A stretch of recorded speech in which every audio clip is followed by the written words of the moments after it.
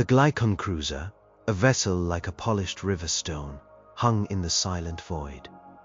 On its bridge, Captain Zilla felt a tremor in his third and fourth tentacles, a vibration of pure dread that had nothing to do with the ship's engines. Before them, the human freighter drifted. It was a wreck. A piece of junk called the St. Christopher. It was ugly, scarred, and leaking plasma from a ruptured conduit. But it was there. It had come through the screaming gear. It had navigated the forbidden stars. A feat no sane species had ever attempted. And a place from which no vessel, not one in a million years of galactic record, had ever returned. Xyla's species was mildly telepathic. They felt the universe as a symphony of consciousness. The Gyre, however, was a shriek. A discordant, mind-shattering noise that drove circuits mad and boiled organic brains in their own skulls. They had sent probes. The probes screamed back data static for a few moments before going silent forever. Yet here was this human ship. It had to be a ghost ship, its crew long dead, their minds dissolved into the cosmic static. An automated distress beacon must have guided it out. That was the only logical explanation. "Hail them," Xyla commanded, his voice a series of soft, resonant chimes. "No response, Captain," chirped his communications officer. "Life support is active. Minimal, but active. And there is a heat signature. 1. In the cockpit." 1. The thought was more terrifying than a ship full of corpses. One survivor. What must it be? A gibbering, insane creature, its psyche shredded beyond recognition. A mercy killing would be required. Xyla gave the order to board. He would lead the party himself, a captain's duty. The airlock of the St. Christopher hissed open with a sound like a dying breath. The air inside was stale, smelling of bitter coffee, sweat, and something else. Something metallic and wrong. Xyla and his two guards, their energy rifles held ready, moved through the cramped corridors. The ship was a mess. Panels hung open, wires like entrails spilling out. A dried smear of something dark stained one wall. They reached the cockpit. The door was open. Inside, a single human male sat in the pilot's chair, staring out at the starfield. He was thin, with tired eyes and a few days of stubble on his jaw. He wore a dirty jumpsuit. He did not turn as they entered. He simply lifted a ceramic mug to his lips and took a sip of what was inside. The silence was absolute. There was no screaming, no crying, no frantic babbling. There was only the quiet hum of the ship's life support. Xyla gestured to his medical officer, a specialist in xenopsychology. "Scan him, gently." The medic extended a delicate three-fingered hand. A faint blue shimmer enveloped the human's head. The medic's feathery crest, usually a placid blue, flashed a violent purple. He stumbled back, hissing. "What is it?" Xyla chimed, rushing to his officer's side. "What did you feel?" The medic stared at the human, his wide black eyes filled with a terror Xyla had never seen before. He trembled. "Captain," the medic stammered, his own thoughts broadcasting waves of panic. "I touched his mind. I prepared for the screaming, for the madness of the Gyre. I expected to hear the echo of 1,000,000,000 shattered souls." "And?" Xyla pressed. The medic looked from the placid human back to his captain. "There is nothing," he whispered. "It is not an absence of thought. It is a presence of absolute nothing. The Gyre is not in his mind. He is in the Gyre's. He is not the one who was screaming, Captain. He is the one who listened until the screaming stopped." The human finally turned his head. His eyes were empty, calm, and as old as the void itself. He gave them a small, tired smile. "Coffee's cold," he said. "Took you long enough." Jack Cobb needed the money. It was a simple, ugly truth, as solid and unforgiving as the cheap whiskey he poured into his glass each night. He sat in a greasy portside bar on Ganymede Station, the kind of place where dreams went to die with a whimper, not a bang. The job posting had been digital, blinking on a public terminal, ignored by every sane hauler in the system. Expected freight. High risk, high reward. Route: Seoul to Kepler, -186. Bonus for transit through Sector 7, the Gyre. The Gyre, they had a dozen names for it. The Forbidden Stars, the Maddening Veil, God's Static.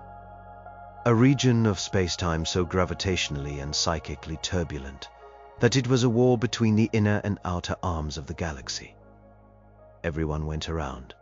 It took an extra 2 years, but you arrived with your ship and your sanity intact.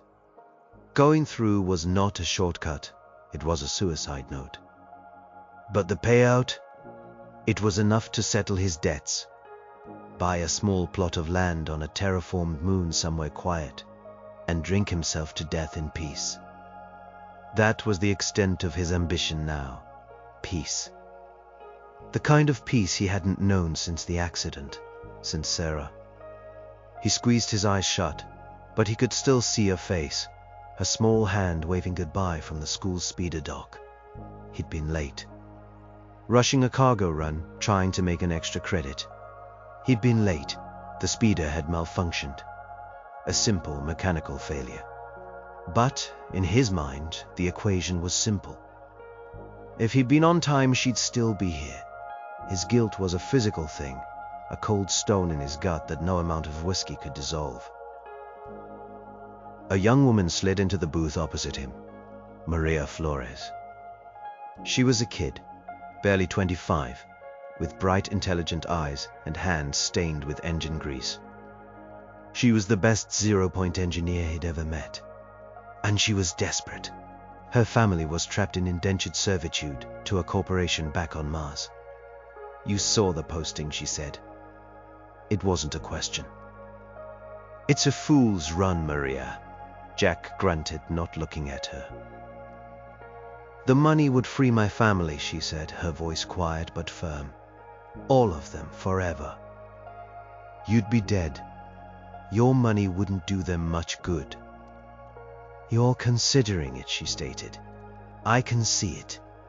You wouldn't have come to this bar if you weren't. This is where the ghosts come." He finally looked at her. He saw the fire in her, the hope. It made him feel 100 years old. We'd need a navigator who knows the deep charts. Someone who won't lose their nerve. As if on cue, a shadow fell over their table. Gus. A man whose face was a roadmap of bad decisions and worse luck, stood there. He was old, maybe 70, with a wiry frame and a persistent tremor in his hands. He'd navigated the outer rims for 50 years, back when the charts were still being written. "Heard you two fools were looking to get killed," Gus rasped, his voice like gravel. "I'm in.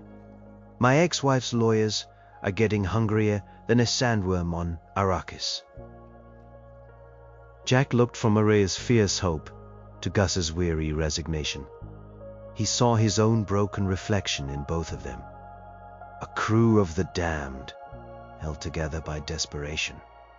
"The ship's a rust bucket," Jack said. "The St. Christopher. Life support is patchy, and the nav computer glitches if you sneeze too hard." "We'll make it work," Maria said, her chin jutting out. "Long as the coffee maker works, I'm good," Gus grumbled, sliding into the booth. Jack stared into his glass. He saw Sarah's smile in the amber liquid. He saw the school speeder. He saw the flashing lights of the emergency crews. He saw a way to make it all stop. A way to either get rich enough to forget, or to die and finally be done with it. There was no third option. It was a clean, simple choice. In a life that had become impossibly complicated, the clean, simple choice felt like a luxury. He drained his glass and pushed it away. "All right," he said, the word tasting like ash. "We do it." The three of them sat there in the dim light of the bar, a tiny doomed trinity, making a pact to sail into hell. The edge of the screaming Gyre did not look like much. It was not a swirling vortex of color or a dramatic wall of fire. It was more like a smudge on the lens of the universe. The stars ahead grew hazy, indistinct, as if viewed through smoky glass. A faint violet corona shimmered at the boundary, the only visual warning of the chaos within.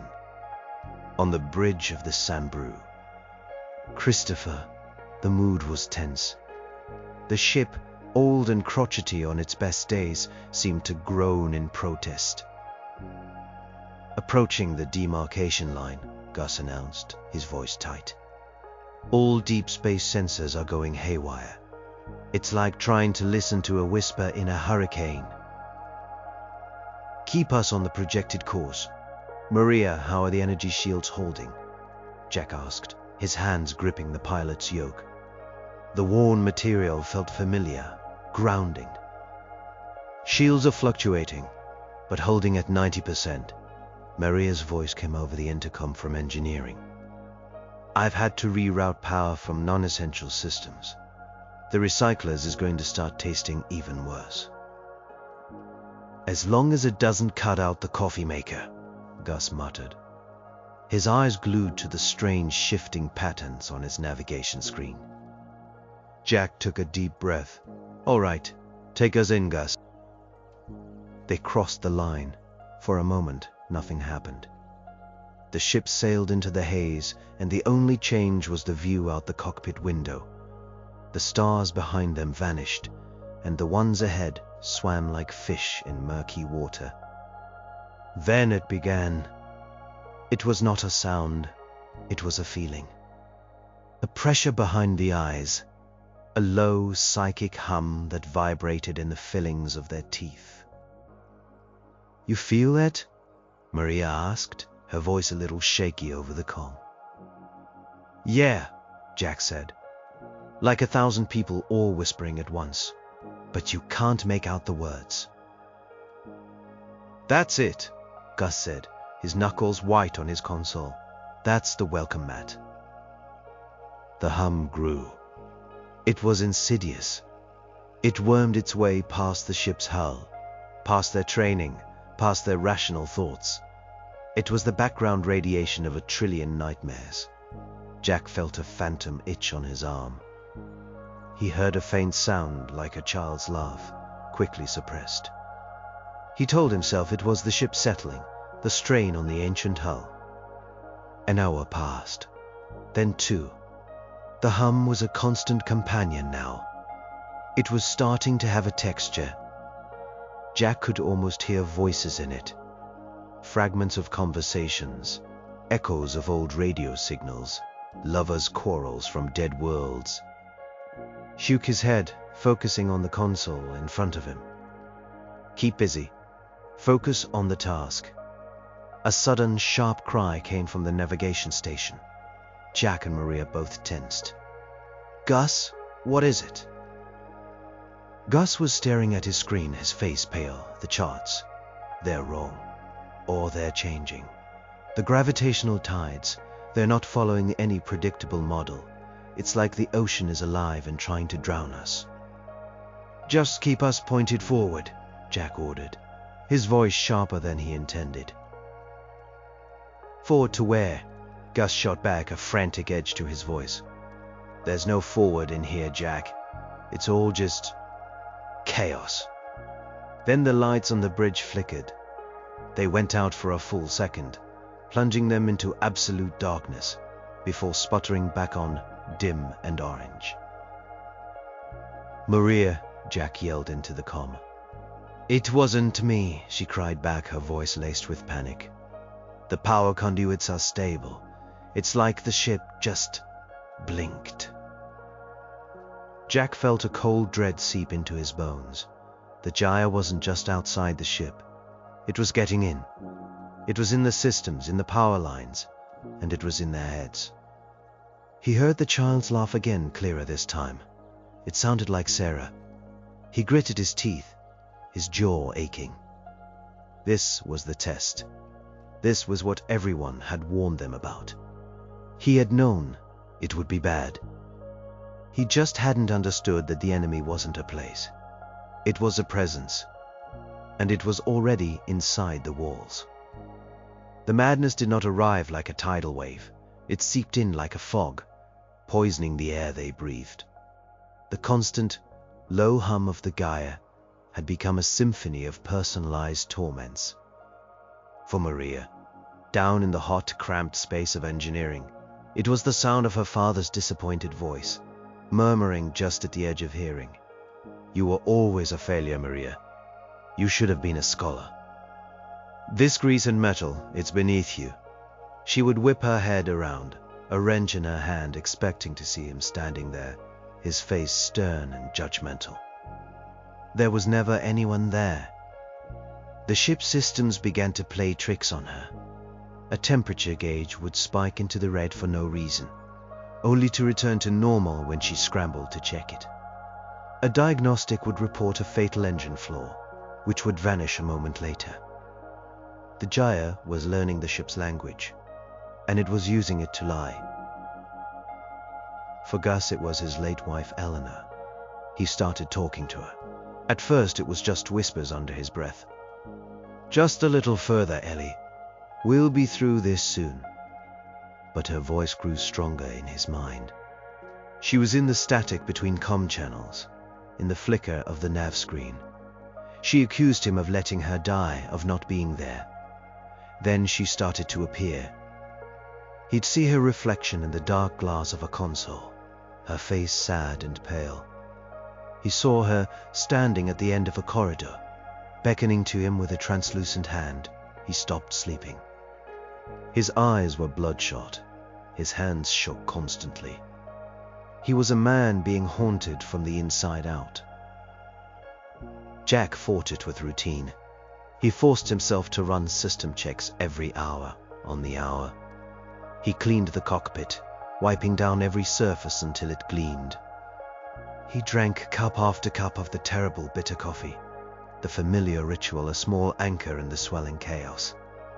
But the Gyre was patient. It knew his weakness. It knew about Sarah. It started with a laugh. That happy, bubbly sound that used to fill their small apartment. Now it echoed in the metallic confines of the St. Christopher.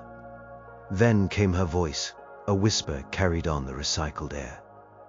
"Daddy?" He would freeze his heart, a block of ice in his chest. "Daddy, I'm cold." He saw her in his peripheral vision, a small shape in a yellow dress darting just out of sight. The control panels would flash with her favorite color. The ship's computer, in its monotone, synthetic voice, would suddenly say her name. Sarah. Just the one word, hanging in the air like a death sentence.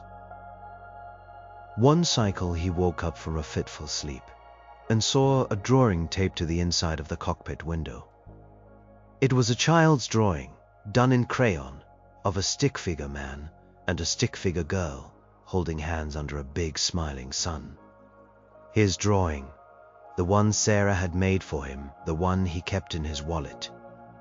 But his wallet was in his pocket. He scrambled for it, his fingers fumbling. He pulled it out. The drawing was still there, tucked safely inside its plastic sleeve. He looked back at the window. The crayon drawing was gone. He was losing his grip. He knew it. The Gyre wasn't just showing him things. It was mining his memories, his deepest grief, and building a prison out of them. He felt a rage building in him, a hot, defiant anger. He wouldn't let this ghost, this psychic monster, use his daughter against him. He wouldn't let it break him. But as he stood there, his breath fogging the cold glass where the impossible drawing had been, he heard her whisper again, right in his ear. "Why were you late, Daddy?" "If you weren't late, I wouldn't be so cold." The anger inside him collapsed, replaced by the familiar, crushing weight of his guilt. The Gyre had found the crack in his soul, and it was beginning to pry it open. The breaking point came without warning. Jack was on the bridge, trying to make sense of Gus's increasingly erratic course corrections, when a ship-wide alarm blared. It was the fire suppression alert for the aft cargo bay. "Mariah, what's going on?" Jack shouted into the comm, his heart pounding. "Nothing. The sensors are green back here. There's no fire, Jack. It's another phantom." "It's not a phantom," Gus screamed from his station. He was on his feet, his face a mask of wild terror and ecstatic relief.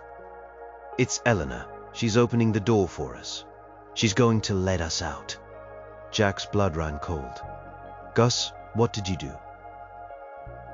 "I'm venting the plasma from the reserve conduits into the cargo bay." Gus yelled, his eyes wide and unfocused, staring at something only he could see. "We can't go forward. This ship is a coffin.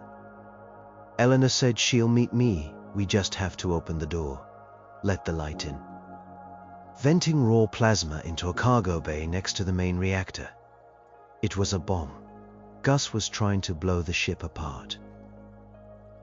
"Maria, get to the conduit override in the main corridor, now," Jack commanded, unbuckling himself and lunging for Gus. The old man was surprisingly strong, fueled by a madman's conviction. He fought back, clawing at Jack's face.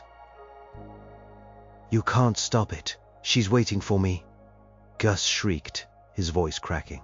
He wasn't seeing Jack.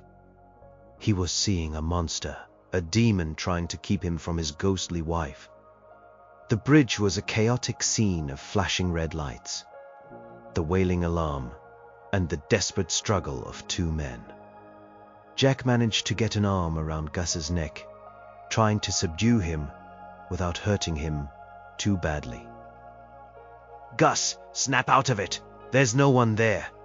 Jack grunted, the old man's bony fingers digging into his arm. "Liar!"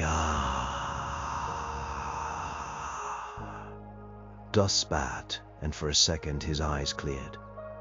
Jack saw not madness, but pure, bottomless grief.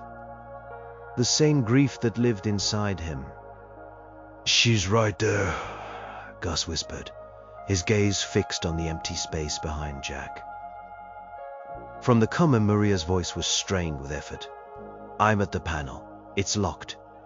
He used his command codes. "I can't override it."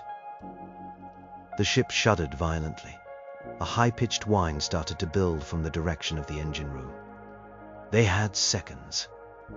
Jack knew what he had to do. There was no time for subtlety, no time for persuasion. He tightened his hold, twisted, and slammed Gus's head against the edge of the navigation console. There was a sickening thud. Gus went limp, sliding to the floor in a heap. Jack didn't hesitate. He scrambled into Gus's chair, his fingers flying over the console, entering his own command codes to cancel the vent. The screen flashed. Access D Dulf. Anisus D Ensevli lock on it. He was seeing phantom commands now, words scrolling in a language that didn't exist. The ship screamed. Sarah was whispering his name over and over. "Daddy, Daddy, Daddy." "Maria, I can't stop it from here. You have to cut the power line to the conduit valve, the main one, now. That will kill the portside inertial dampeners. The ship could tear itself apart." "It's going to tear itself apart anyway. Do it," Jack yelled. He heard a sizzle and a loud crack over the comm, followed by Maria's sharp cry of pain. The wailing alarm cut off. the high-pitched whine from the engines died down. The ship gave one final, violent lurch, throwing Jack against his straps. Then silence. A ringing, terrifying silence. He stumbled over to Gus. The old man was breathing but unconscious. A trickle of blood ran from a cut on his temple. Jack looked at his own shaking hands. He had nearly killed a man to save them. He had taken a friend, a crewmate, and broken him. He looked around the bridge. The lights were dim, the air thick with the smell of ozone. Outside the viewport, the Gyre swirled, indifferent. It hadn't lifted a finger. It had just whispered and let them tear each other apart. Jack dragged Gus to his bunk and strapped him in. The old navigator was breathing shallowly, a thin line of spittle on his lips. He was gone. Not dead, but gone. His mind had fled to a place Jack couldn't follow, a phantom reunion with a dead wife. Jack then went to engineering. Maria was slumped against a wall, nursing a nasty burn on her forearm where the power line had arced. She looked up at him, her eyes wide with fear, not of the Gyre, of him. "Is he?" she started to ask. "He's alive," Jack said, his voice flat. He found the medkit and began to clean and dress her wound. His hands were steady, too steady. She flinched at his touch. He left her there and returned to the cockpit. He sat in the pilot's chair and stared out into the swirling madness. The ship was crippled. His crew was broken. He was alone. The whispers started again. But this time they were different. They weren't just taunting him, they were offering a deal. "It doesn't have to be like this, Jack." The voice was a chorus, a blend of 1,000 souls, but it spoke with one mind. "Gus found his peace. Maria is afraid. You are tired, so very tired." And he was. He was tired in his bones, in his soul. A lifetime of running, of hustling, of carrying a weight of guilt that was heavier than any cargo. He saw her then, standing right in front of him, on the other side of the viewport. Sarah, not a ghost or a flicker, but solid. Real. She wore her favorite yellow dress. She wasn't smiling. She just looked at him with her big sad eyes. "You can join her, Jack." The voice of the Gyre was soft now, seductive. "We can take away the pain. We can make it so the accident never happened. Just let go. Open the door. Let us in." He knew what it meant. It wanted him to do what Gus had done. To give in. To let his mind shatter and find solace in a fantasy. Until the ship failed and they all died. He could feel himself starting to slip. It was so tempting, the thought of seeing Sarah smile again, of holding her hand, the thought of an end to the guilt. He closed his eyes. He saw the speeder dock, the flashing lights, the grim-faced emergency worker turning him away. The crushing, absolute finality of it. He had spent years running from that moment, building walls around it, trying to pretend it was a nightmare he could wake up from. He fought the memory, fought the pain, every single day.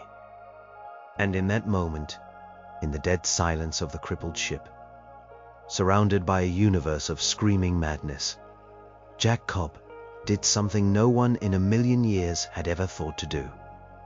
He stopped fighting. He stopped running. He thought, "You want in? You want to see what's inside me? Fine." He didn't open a door. He tore down the entire wall. He took the memory of Sarah's death, the guilt, the pain, the grief he had kept locked away in the deepest, darkest vault of his soul, and he held it out like an offering. He didn't just remember the accident. He relived it. He felt the panic of being late, the frantic drive to the dock, the horror of seeing the wreckage. He felt the awful, empty silence in the apartment that night. He felt every tear he had refused to cry, every scream he had swallowed. He took all of his personal, human hell, and he focused it into a single point. You won my pain, he thought, not to the Gyre, but to himself. You can have it. You want to feast on my sorrow. Here is the buffet. He offered it all up. He let the madness of the Gyre flow into him, and he met it with his own. He fed the screaming void with his own silent scream. And a strange thing happened. The universe went quiet. It was like trying to drown a man who had already filled his own lungs with water. The whispers stopped. The phantoms vanished. The pressure in his head was gone. Sarah, standing outside the ship, faded away like smoke. Jack opened his eyes. The swirling colors of the Gyre were still there, but they were just colors now. The terrifying presence was gone. There was only silence, a vast, perfect, peaceful emptiness. He hadn't defeated the Gyre. He hadn't outsmarted it. He had become one with it. He had taken its madness, all of it, and given it a home inside the hollowed-out cavern of his own loss. He was the new ghost in the machine. The silence was the most terrifying sound Maria had ever heard. The constant psychic hum that had been their torment for days was gone. It had vanished the moment Jack had returned to the cockpit. She had expected a scream, an explosion, the final shuddering death of the ship. Instead, there was only the quiet, steady thrum of the damaged life support system. She waited for an hour, huddled in engineering, clutching the wrench like a weapon. Finally, she could bear it no longer. She crept out into the corridor. The ship was still and dark, lit only by the faint emergency lighting. She made her way to the bridge, her heart hammering against her ribs.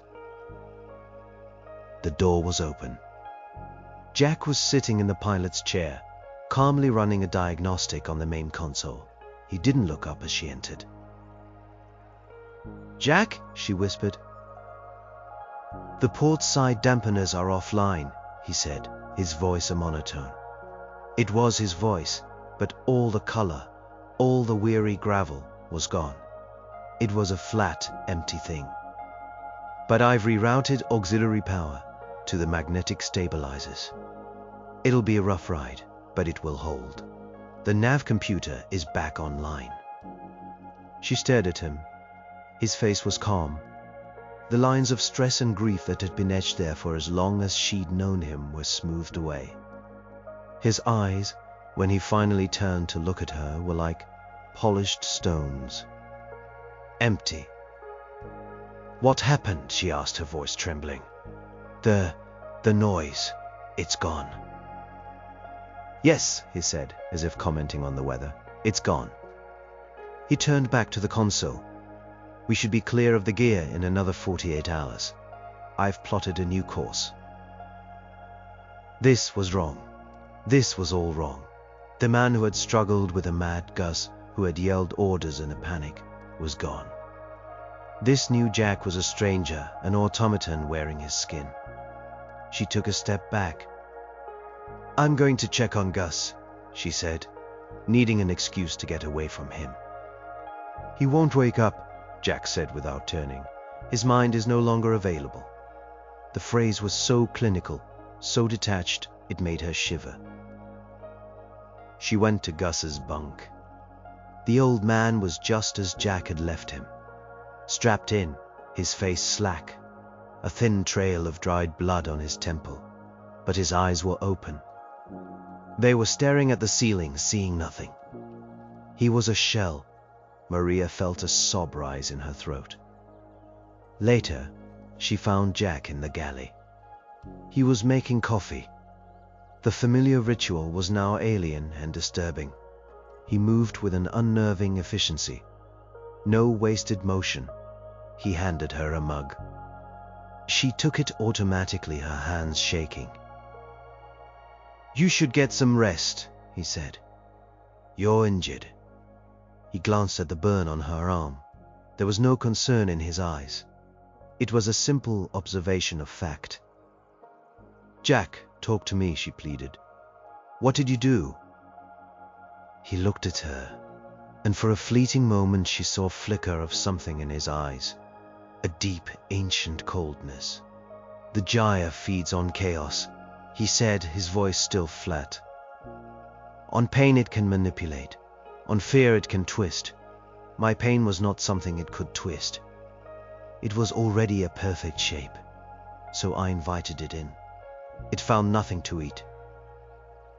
He took a sip of his coffee. It's a quiet place now, my head. Maria backed away, her coffee forgotten. She understood. He hadn't just survived. He had done something worse. He had hollowed himself out, erased his own soul to make room for the abyss. He hadn't silenced the storm. He had become the eye of it. She spent the next 2 days locked in engineering, as far away from him as she could get. She worked, she slept in fits, and she listened to the silence, praying for the screaming to come back. They emerged from the screaming Gyre like a splinter being squeezed from infected flesh. One moment, the viewport was filled with a soupy violet chaos. The next it was clear, showing the sharp, brilliant points of normal stars against the perfect black of space. The transition was so sudden, so clean, it felt like a lie. Maria felt the change immediately. It was like a weight being lifted from her mind. She could think clearly for the first time in what felt like a lifetime. The relief was so overwhelming that she burst into tears, slumping against a cool metal bulkhead in engineering and sobbing until her chest ached. They had made it. They were alive. After a few minutes, she wiped her eyes and keyed the intercom. Jack, we're out. I can see the stars. I know, his voice came back, as flat and lifeless as ever. I am recalibrating the long-range sensors. We are approximately 2 light-years from the nearest designated shipping lane. There was no joy in his voice, no relief, just a statement of fact. Her own relief curdled into a familiar dread. The Gyre was behind them, but the worst part of it was still on the ship, sitting in the pilot's chair. She forced herself to go to the bridge. She had to see it for herself. The stars were beautiful, unwavering, real. It was the most beautiful sight she had ever seen. Jack was at the console, his back to her. Gus's empty station was a silent accusation. The body of the old navigator was now in a cryo bag in the cargo hold, preserved until they could reach a port. Jack had handled it himself, with the same detached efficiency he did everything else. We need to send a distress signal, Maria said, her voice stronger now. Let the Galactic Authority know we've made it through. I've already done it, Jack said, turning to look at her. His empty eyes swept over her. A standard freighter, emergence signal. A patrol vessel should be here within a few hours. A Glycon ship, based on their patrol schedules. The Glycons. An ancient psionically sensitive species. They were the ones who had first charted the Gyre and warned the galaxy to stay away. What would they make of Jack? He seemed to read her mind. They will have questions, he said. He did not seem concerned. He didn't seem anything. He was a perfect surface of calm. You should prepare a statement. Stick to the technical details. Power fluctuations, navigation failures. Tell them Gus died from an electrical surge at his console. You want me to lie? I want you to give them a story they can understand, he corrected her gently. The truth is not something their minds are equipped to process. He turned back to the viewport. They fear the storm. They would not understand a man who carries the storm inside him. They would see it as a contagion. He was right. She knew he was right. they wouldn't see a survivor. They would see a monster. A human who had done the impossible by becoming something inhuman. She looked at him, at the quiet, still set of his shoulders, and she felt a profound sadness. Jack Cobb, the broken man trying to outrun his ghosts, had died in the Gyre. This thing, this empty vessel that wore his face, was what was left. He had conquered the forbidden stars, but he had lost himself in the process. The price of their survival had been his soul. And as she looked out at the beautiful, peaceful stars, she wondered if it had been worth it. The Glycon cruiser was a beautiful thing. It moved with a silent grace that the clumsy, battered St. Christopher could only dream of. Jack watched it approach on the main view screen. He felt no awe, no fear, no anticipation. He felt the ship's engines thrumming through the deck plates. He felt the low hum of the life support. He felt the cool ceramic of the coffee mug in his hands. That was all. He had instructed Maria to stay in engineering. She was too volatile, her thoughts a chaotic jumble of fear and relief. The Glycans would feel that. It would complicate things. He needed this encounter to be simple, clean. The docking clamps engaged with a solid thud. He heard the hiss of the airlock cycling. Footsteps in the corridor. They were soft, careful. They were expecting to find horrors. He took a slow sip of his coffee. It was lukewarm. He made a mental note to fix the galley's heating element. 3 of them entered the cockpit. They were tall, slender beings with multiple graceful limbs. Their skin was the color of jade. Their leader, a being he would later learn was named Gyre, had an air of authority. They held energy weapons, but not aggressively. They were prepared for anything, almost anything. They stopped and stared at him. He could feel their minds brush against his. It was a strange sensation, like moths fluttering against a stone wall. They were probing, searching for the screaming madness they associated with the Gyre. They were looking for the psychic residue of cosmic horror. Jack did not resist, he simply was. He was a placid lake of absolute nothingness. He had taken the howling void of the Gyre and made it his own. It was his now, it was his peace. The Glycon to the right, the one with the medical insignia, flinched back as if burned. Jack felt the being's shock, its utter disbelief. It was a loud noise in the quiet of his mind. A spike of pure terror. Gyre, the captain, took a step forward. Its own mental voice was a series of calm, resonant chimes, now slightly discordant with confusion. You are the pilot. You are human. Jack turned his head slowly. He looked at the 3 of them, these ancient, wise beings who feared the space he now called home. For the first time, he understood what he had become, not from his own perspective, but from theirs. He was an anomaly, a disruption in the natural order of the universe. My name is Jack Cobb, he said, his voice even, pilot of the St. Christopher. I have 2 crew. One is injured. The other is deceased. Gyre's mind pushed again, more forcefully this time. The Gyre, the maddening veil. How did you survive? No mind can withstand the screaming. Jack held the Glycon's gaze. His own eyes were mirrors, reflecting nothing. He gave them the story he had prepared.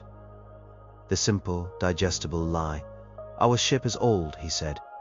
Our psionic shielding is practically non-existent. We didn't hear the screaming. We were deaf to it. We were just flying blind in a storm.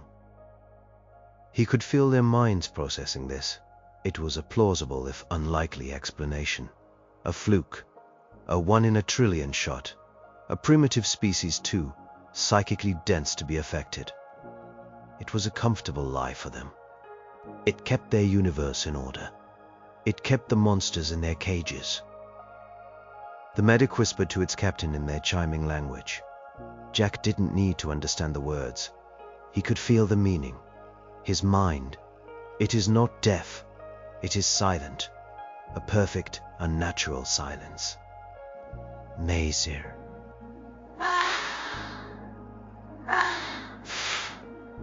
Static silence. A perfect hyphen time.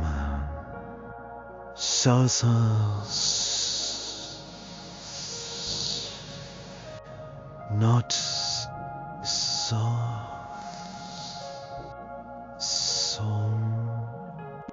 The screaming is not gone. It has been absorbed. Zyla looked at Jack, and the deep, placid black of its eyes held a new emotion. It was not pity. It was not confusion. It was fear. A deep, primal fear of the unknown. The fear of a priest coming face to face with something that had devoured its god. Jack took another sip of his coffee. "Took you long enough," he said. The words from his own memory, a faint echo of the man he used to be. The Glicans said nothing. They just stared at the human who had walked through hell and had not come back empty-handed. He had brought the silence of hell back with him. Captain Zyla stood on the bridge of his own ship, the polished stone deck feeling cold beneath his tentacles. The St. Christopher had been towed to a secure quarantine dock. The human female, Maria, had been taken to the medical bay, sedated and treated for her injuries and severe psychological trauma. The body of the one called Gus was in the morgue. And the pilot, Jack Cobb, was in a shielded observation cell, sitting on a cot, occasionally asking a silent guard for a cup of coffee. Zilla's report to the Glycon High Command was the most difficult of his long career. He replayed the recording of his medical officer's final assessment, his churns trembling with a terror that was now spreading through Zyla's own being. It is not immunity, High Command. It is not deafness. It is consumption. Imagine a sound so loud it deafens all who hear it. The humans did not go deaf. This Jack Cobb, he learned the shape of the sound. He matched its frequency. He began to sing the same song. He did not silence the Gyre. He harmonized with it until there was no difference between them. Zyla switched off the recording. He looked out the viewport at the distant, hazy smudge that was the Forbidden Stars. For 1,000,000 years, his people and every other sentient species had treated that place like a divine warning. A boundary. A line drawn by the universe itself that said, "Here madness lies, go no further." It was a place of cosmic horror, a testament to the fact that there were things in the void that the mortal mind was not meant to encounter. They had defined themselves by their wisdom in avoiding it. And the humans, in their battered metal boxes, with their chaotic emotions and their short, violent lives, had just kicked the door down. They had not done it with superior technology. They had not done it with psychic fortitude. They had done it with a uniquely human capacity for something his people had no word for. They had stared into the abyss, and when the abyss stared back, they had offered it a chair and a cup of coffee. They had taken the universe's greatest horror and turned it into a coping mechanism. The true bone-deep terror was not what Jack Cobb had survived. It was what he, and by extension humanity, now represented. The Gyre had been a static threat, a place you could avoid it. But humanity had internalized it. They had made it portable. They had conquered the Forbidden Stars by making the madness their own. What happens when a species like that expands? A species that can take the screaming static that shatters minds and use it to patch the holes in their own grief. They were no longer just another young aggressive race scrambling for resources. They were something new, something the galaxy was not prepared for. The Glicans feared the screaming. But the silence that now emanated from the human in their break was infinitely more frightening. It was the silence of a predator that has finished its meal. Gyre sent his final encrypted summary to his superiors, a message that would change the course of galactic history forever. The reports are true. The humans have navigated the forbidden stars. But we were wrong in our assumptions. We believed they were too primitive to understand the danger. The truth is far worse. They were the danger all along. The thing we have feared for eons is no longer confined to Sector 7. It now wears a human face. In his cell, Jacob closed his eyes. He did not sleep. He did not dream. He simply sat in the perfect, peaceful, all-consuming silence he had earned. He had found his peace. And he was about to show it to the rest of the universe.